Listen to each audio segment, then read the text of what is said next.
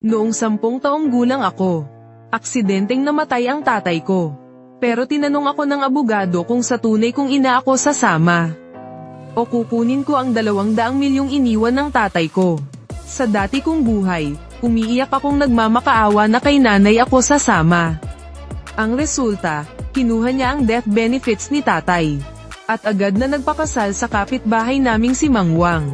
Ay, hindi pala. Si Tito Joe pala. Naging pabigat ako sa paningin nila. Sa huli, namatay ako sa pagod sa isang construction site.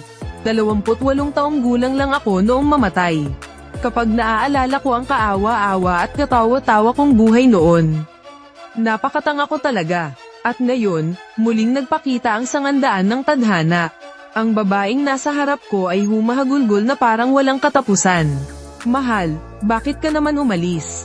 Paano na kaming mag-ina ngayong iniwan mo kami? Humagulgol siya na parang pinupunit ang dibdib. Nanlambot ang buong katawan niya na parang putik. Kung hindi lang siya inaalalayan ng mga tao sa tabi niya, anumang oras ay babagsak na lang siya sa sahig. Sa dati kong buhay, naloko ako sa pag-arteng yan. Akala ko, totoong-totoo ang pagdadalamhati niya. Akala ko, hindi niya kayang mabuhay nang wala ako. Kaya naman, tumakbo ako at niyakap ang mga binti niya. Umiiyak at sumisigaw na gusto ko siyang makasama. Pero anong nangyari? Kinuha niya ang death benefit na buhay ni tatay ang naging kabayaran. At wala pang 3 buwan, masayang-masaya siyang nagpakasal ulit. Nagpakasal siya kay Joe Qiang, ang lalaking sinasabi niyang palaging nag-aalaga sa amin. Hindi pa nga lumalamig ang abo ng tatay ko. Tumira na agad ang lalaking yun sa bahay namin. Natulog sa bagong kama na tinutulugan noon ni tatay. At ako, naging isa na lang akong sagabal sa kanila. Naging pabigat ako sa paningin nila na sana'y hindi na lang nabuhay. May anak na lalaki si Joe Qiang. 2 taon nang tanda sa akin. Itinuring niya akong parang tinik sa lalamunan. Para mapasaya ang stepson niya, si Lilan. Walang ginawa kundi saktan at murahin ako. Walang awa, ang perang iniwan ng tatay ko. Ang naging puhunan nila para sa kanilang pagkain, pag-inom, at pagsasaya. Naging puhunan ng stepbrother ko. Samantalang ako, kailangan ko pang mag-ipon ng pambayad sa tuition sa pamamagitan ng pamumulot ng basura. Ni hindi ako nakatapos ng high school, pinalayas na ako para magtrabaho. Ang ganda pa ng dahilan, kailangan daw maging independent ng maaga ang mga lalaki. Sa construction site, 10 taon akong nagbuhat ng block. Sa huli, dahil sa sobrang pagod, bigla na lang akong bumagsak. Bumagsak ako sa ibabaw ng banta ng nagbabagang bakal. At hindi na muling nagising. Ngayon, nagbalik na ako. Niyakap ako ni Lilan at sinabing, "Xiaoyi, huwag kang matakot. Mula ngayon, aalagaan ka ng mabuti ni Mama." Yakap-yakap niya ako, at ang mga luhat sipon niya ay tumatama sa mukha ko. Pero may tinatago ang kailaliman ng kanyang mga mata. Isang hindi gaanong kapansin-pansing pagkasabik at kasakiman. Nang makita ko ito, hindi ako nabalisa tulad ng sa dati kong buhay. Tahimik ko lang siyang pinanood na umarte na parang walang pakialam. Sa sandaling iyon, lumapit ang isang kaibigan ng yumaong ama ko. Siya rin ang kanyang abogado, si Tito Joe. Bamantong hininga si Attorney Joe. Tinapak-tapik niya ang balikat ko. Pagkatapos ay may kinuha siyang dokumento mula sa kanyang briefcase. Sabi ni Attorney Joe, "Lilan, Xiaoyi, ito ang huling habilin na ginawa ni Brother Ning bago siya pumanaw." Naging napakabigat ng boses ni Attorney Joe. Isinaalang-alang ni Brother Ning ang lahat ng sitwasyon. Mayroon siyang ari-arian na nagkakahalaga ng 200 milyon. Napanotaryo na ito. Ngayon, mayroong 2 pagpipilian. Una, sasama sa iyo si Xiaoyi. Ang perang ito ay magsisilbing danyos at suportang pambata. Ikaw ang pansamantalang mamamahala nito. Hanggang sa umabot sa legal na edad si Xiaoyi. Pagkarinig nito, biglang bumilis ang paghinga ni Lilan. Isang nakakatakot na kislap ang lumitaw sa kanyang mga mata. Titig na titig siya sa dokumento ng huling habilin. Pangalawa, kung pipiliin ni Xiaoyi na hindi sumama sa iyo, ang pera ay ililipat sa isang trust fund. Ako ang mamamahala nito, at si Xiaoyi lang ang may tanging karapatan na gamitin ito. At ikaw, Lilan, ay hindi makakatanggap ng kahit ano. Para bang biglang tumigil ang hangin sa paligid. Lahat ng mga mata ay nakatuon sa amin. Lalo na sa akin, isang 10 taong gulang na bata. Halatang nanigas ang katawan ni Leland. Hindi siya makapaniwalang tinitigan si Attorney Joe.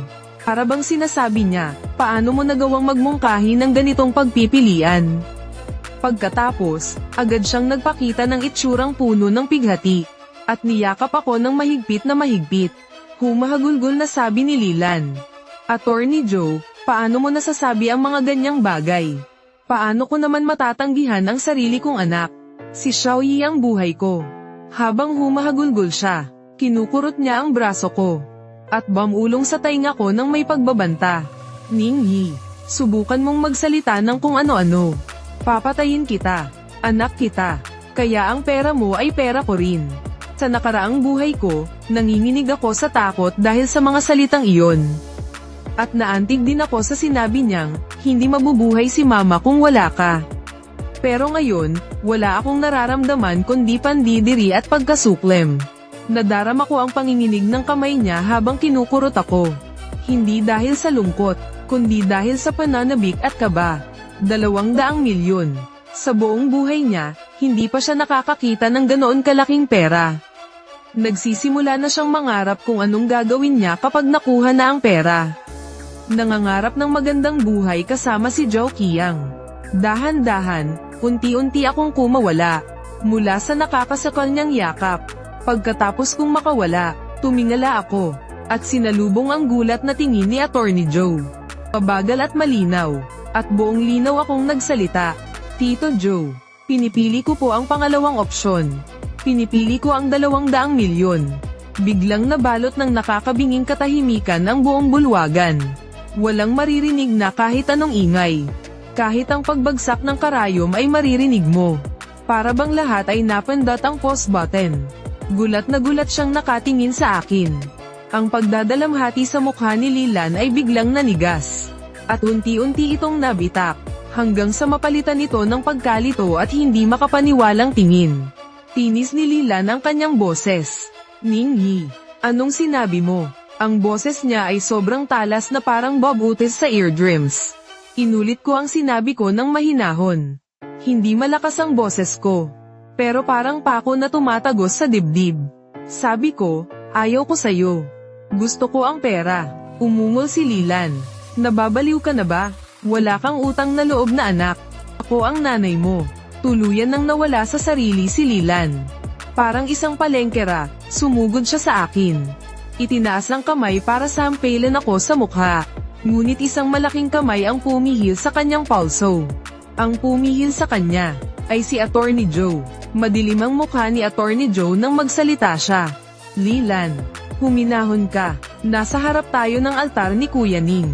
At isa pa, ito ay desisyon mismo ni Yi. Ano bang alam ng isang bata? Siguradong ikaw ang nagsulsal sa kanya. Itinulak ni Attorney Joe ang kamay nito ng may pagkasuklem. At sinabing, uulitin ko. Ito ang huling habilin ni Kuya Ning. May bisa ito sa ilalim ng batas. Ngayong nakapili na si Yi, sisimulan ko na agad ang mga kinakailangang proseso. Simula sa oras na ito, hindi ka na niya legal na tagapag-alaga. Lubos na natigilan si Leland. Tinitigan niya ako. Ang mga mata niya ay nag-aapoy sa puot at hinanakit. Para siyang nakatingin sa kanyang mortal na kaaway. Marahil ay hindi niya maintindihan kung paano nagawa iyon ng anak niyang laging duwag at masunurin. Bakit bigla siyang naging ganito ka-estranghero at kalamig? Wala na akong ganang pansinin pa siya. Lumapit ako kay Attorney Joe. Hinayla ko ang lilian ng damit niya. At nagtanong, Tito Joe, matagal na po bang alam ni Papa? Biglang natigilan ang buong katawan ni Attorney Joe. Umupo siya ng patiyad. Tinitigan niya ako ng seryoso sa mga mata. Pagkaraan ng ilang sandali, mabigat siyang tumango.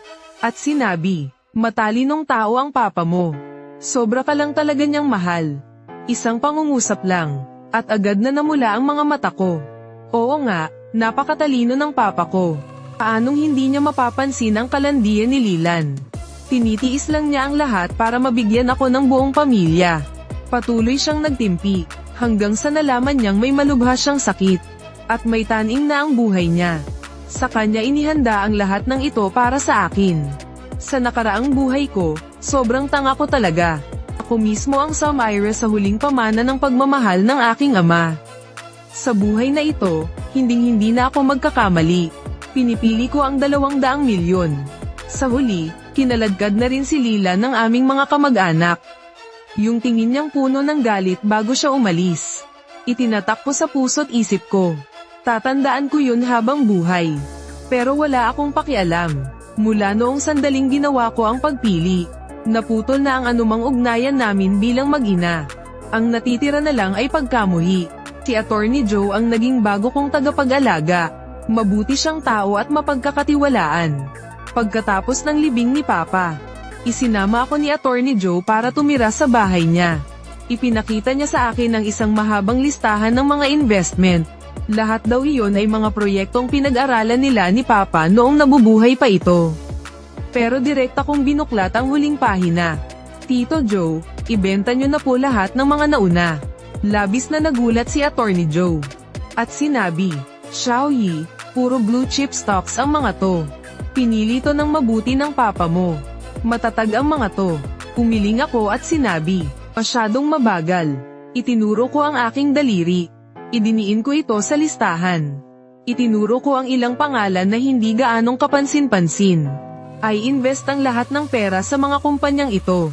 Si Attorney Joe ay nagsalita habang nakakunot ang noo. Penguin, Ali, anong klaseng mga kumpanya to? Ni minsan, hindi ko narinig ang mga yan. Xiaoyi, hindi laro-laro ang pag-i-invest. Tito Joe, nagtitiwala ka ba sa papa ko? Natigilan siya sandali, syempre naman. Saka siya tumango at sinabi, kung ganoon, pagkatiwalaan mo rin ako kahit ngayon lang. Ito raw ang sinabi sa akin ng papa ko sa panaginip. Iyon lang ang palusot na naisip ko. Pero habang tinitingnan ni Attorney Joe ang mga mata ko, ang mga matang iyon ay may kapanatagan na hindi angkop sa isang 10 taong gulang na bata. Hindi niya alam kung bakit, pero napatinggo na lang siya. Ang hindi niya alam ay ang mga pangalang itinuro ko ay yayanig sa buong mundo sa susunod na 10 taon at magiging pinakamalalaking higanti sa mundo ng negosyo. At ako ang magiging pinakamisteryosong shareholder sa likod nila. Pagkatapos kong ayusin ang lahat ng ito, tuluyan na akong nakampante. Nag-set ako ng bagong goal sa buhay. Ang magpakasarap na lang. Oo, tama, magpapakasarap na lang. Sa dati kong buhay, nagpakapagod ako ng husto. Sa buhay na to, gusto kong mamuhay ng komportable. Nagpahanap ako kay Attorney Joe ng pinakamagandang private school. Hindi para mag-aral ng mabuti, kundi dahil maganda ang environment doon. At masarap ang pagkain sa kantin. Nagsimula akong mag-gym, hindi para sa kung ano pa man, kundi para magkaroon ng 8-pack abs at V-line sa hinaharap.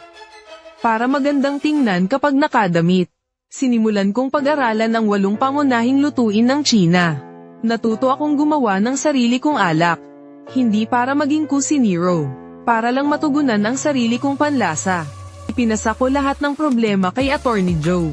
Kalaunan, ipinasa ko na rin sa professional team na binuo ni Attorney Joe para sa akin. Ang lalaking namumuno sa kanila ay si Old Wu, isang elite na galing pa sa Wall Street. Na-recruit ko siya gamit ang tripleng sahod. Iisa lang ang hiling ko sa kanya. Huwag mo akong abalahin.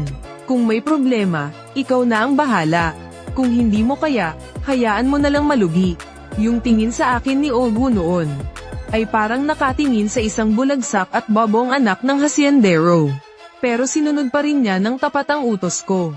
Kaya ang buhay ko ay naging ganito. Boss, tumaas na naman ng 3 beses ang presyo ng stocks ng Penguin Company. Kumita tayo ng 5 bilyon. Sige, huwag mo akong istorbohin sa pag-aaral ko ng Buddha Jumps Over the Wall.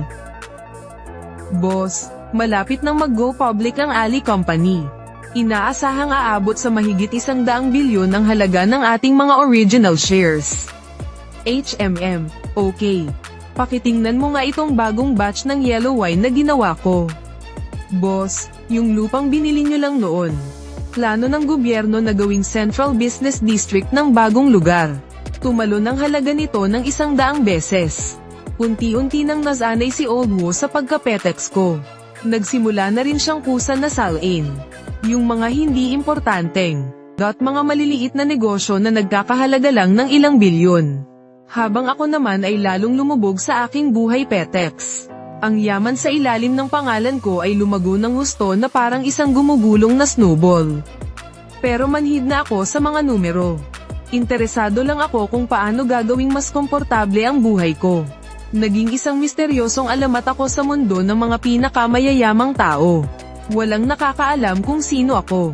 Ang alam lang nila ay may isang misteryosong Mr. Ning, na ang yaman ay kayang makipantay sa isang bansa. Pero napaka-ailap at halos hindi nagpapakita. Hanggang sa pagtuntong ko ng 18 taong gulang. Isang babae ang dumating, at sinira ang payapa kong buhay petex. Si Xiao Wanqing, ang dati kong fiancé. Ang engagement namin ni Xiao Wanqing ay pinagkasunduan ng aming mga lolo noong mga bata pa kami. Nang pumanaw ang tatay ko, bumagsak ang aming pamilya, kaya wala nang bumanggit pa tungkol sa kasal. Pero sino ba namang mag-aakala na ang pamanang iniwan ng tatay ko, pagkalipas ng 10 taon, ay lalago at magiging isang napakalaking business empire. Kahit na sinadya kong manatiling low profile, ang muling pag-angat ng pamilyang Ning ay nakuha pa rin ang atensyon ng pamilyang Xiao. Kaya noong 18 kaarawan ko, ang lolo ng pamilyang Xiao, kasama ang kanyang paboritong apo, ay personal na dumalaw sa amin. Ang dahilan daw ay para tuparin ang napagkasunduang kasal noon. Iyon ang unang beses na nakita ko si Xiao Wanqing. Sa sala ng bahay ni Attorney Joe. Nakasuot siya ng isang disenteng puting skirt suit. Ang mahaba niyang buhok ay pulidong-pulido na nakapusod. Mayroon siyang manipis pero eleganteng makeup. Maganda siya. Oo, pero para siyang isang iceberg. May aura siyang malamig, na parang nagsasabing huwag kang lalapit. Siya yung tipikal na babaeng makapangyarihan. Pinalaki para maging tagapagmana ng kanilang pamilya. Matalino, makapangyarihan, at kalmado. Sabi nila, sa edad na 20, nakuha na niya ang kanyang double doctorate degree. Sa edad na 22, siya na ang nagpatakbo ng negosyo ng pamilya nila. Walang awa ang diskarte niya. Kaya kahit ang mga veteranong negosyante ay takot sa kanya. Sa mundo niya, tanging career, pera, at data lang ang umiikot. Para sa kanya, ang emosyon ng pinakawalang kwentang kahinaan. Ikaw si Ningyi, di ba? Tanong niya habang nakaupo sa tapat ko.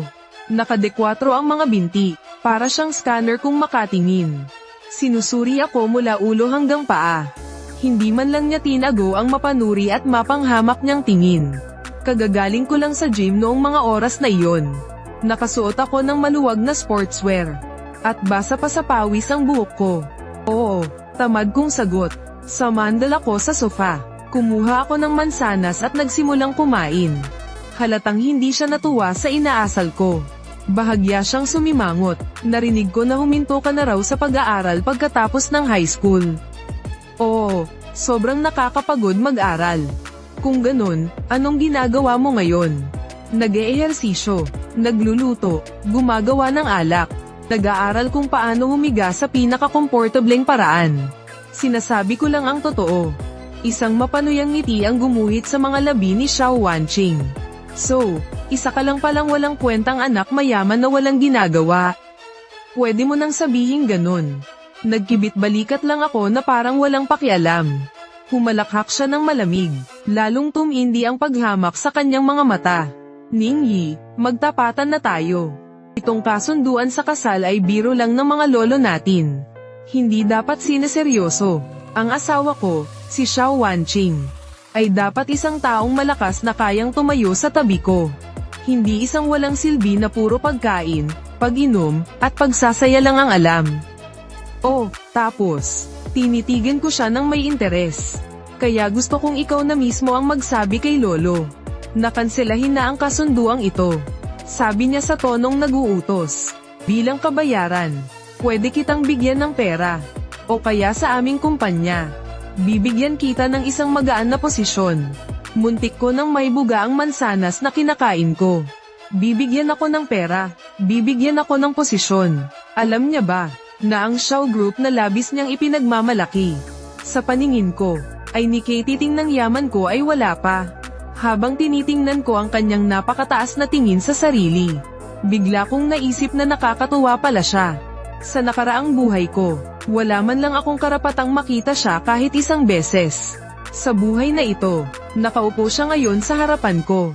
At nag-aalok ng kabayaran sa tono na parang namimigay ng limos. Pinunasan ko ang bibig ko. Nakangiti kong sinabi, "Sige ba?" Natigilan si Xiao Wanqing.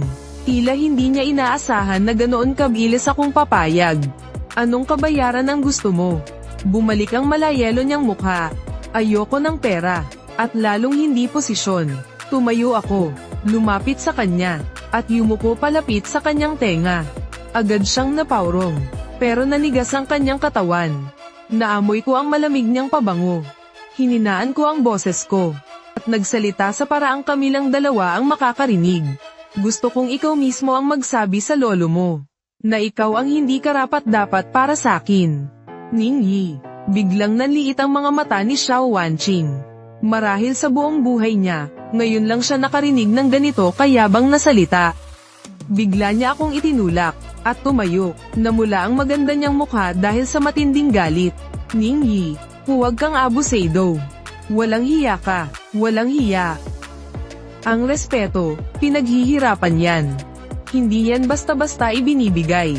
Muli akong umupo sa sofa, at nagde-4, "Miss Xiao, ikaw naman ang unang nang maliit sa akin. Hindi ba?" Tiningnan niya ako ng may pagmamataas. "Mga taong katulad mo, maliban sa ipinanganak na mayaman, ano pa ba ang kaya mong gawin? Buong araw walang ginagawa, puro kain, tulog, at naghihintay na lang mamatay. Anong pinagkaiba mo sa isang parasito?" "Ang pinagkaiba, ay gusto ko to. Nagkibit balikat ako. Buhay ko to. Ako ang masusunod. Hindi tulad ng iba dyan. Nabubuhay na parang isang perpektong makina. Pati ang saya, galit, lungkot, at tuwa ay kailangang kalkulahin kung may pakinabang ba o wala." Halatang tinamaan siya sa sinabi ko. Bahagyang nag-iba ang ekspresyon sa kanyang mukha. Kinuyam niya ang kanyang kamao. "Magkaiba tayo ng landas, kaya hindi tayo magkakasundo. Pupunta ako para kanselahin ang kasunduan sa kasal. Simula ngayon, wala na tayong pakialam sa isa't isa." Pagkasabi niyan, tumalikod siya at umalis nang hindi man lang lumingon. Ang kanyang likod na puno ng pagmamataas ay parang isang sisneng natalo sa laban pero hindi marunong yumuko. Lumabas si Attorney Joe mula sa kanyang study. Bakas sa mukha niya ang pag-aalala. "Xiao Yi, hindi ka ba masyadong nagpadalos-dalos sa ginawa mo?